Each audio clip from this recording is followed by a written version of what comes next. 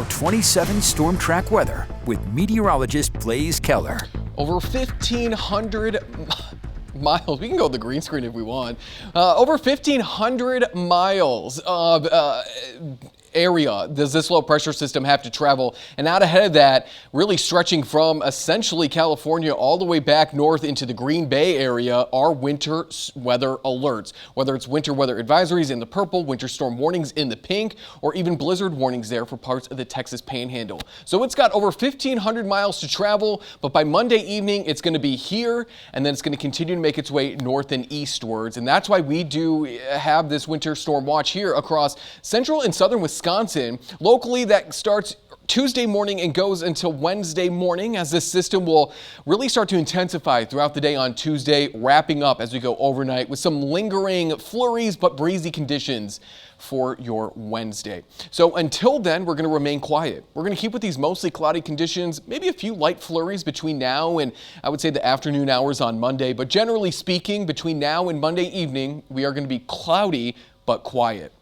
20s across southwestern portions of the state. Viroqua, Prairie du Chien, Mineral Point, as well as Platteville coming in at 28 or 27 degrees. Everybody else seems to be in those low 30s. We're at 30 in Sheboygan, 33 Baraboo, as well as in Madison, a nice 36 in Milwaukee. We're going to hang out in the 20s again. Tonight is going to be mild, considering we should be in those low teens. Winds are going to be light and slowly turning out of the south. They're going to get the atmosphere ready to move in this low pressure system. And we want to keep these southerly winds around for as long as we can.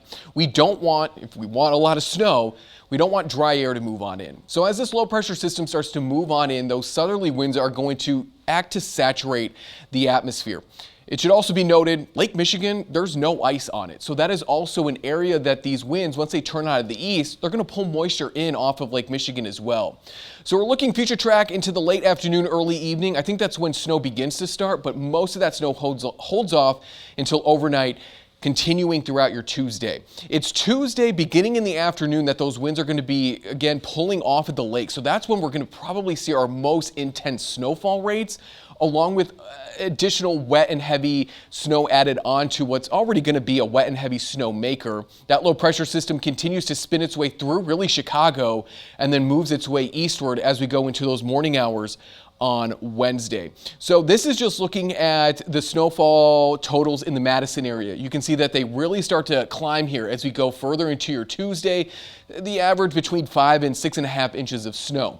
But obviously we're going to look at the entire area of southern Wisconsin. There's going to be a sharp cutoff of snow totals the farther north and west you live and closer to Lake Michigan because of those warmer lake temperatures. In the middle, in this yellow here, that's where we're expecting at least 6 to 8 inches. In this dark blue strip, that's about 4 to 6 inches. These light blue colors taking in 1 to maybe 4 inches of snow the farther north and west you live, 4 to 6, 6 to 8. And there's a very good possibility that some folks there in kind of that orangish shade could pick up above 8 inches of snow, closing in on a foot. Again, we're going to be tapping into moisture off of Lake Michigan. We're going to be bringing up moisture out of the south. This is a very strong system too, so we have all the makings to get a significant snowfall out of this, which is why a lot of our area is either underneath moderate, high, or possibly even extreme when it comes to impacts from this system. The farther south you live, you're going to be dealing with these stronger winds and this heavier snow for longer. I would not advise driving on Tuesday, especially later in the day. Whiteout conditions are probably going to be present, significant snowfall. It's going to be wet and heavy snow. So just try to not be on the roads if you can on Tuesday. But after that system, we quiet down for the most part, and it looks like we eventually cool back into those teens by next weekend. Okay, great. Well, thank you so much, Blaze. A win and the Packers are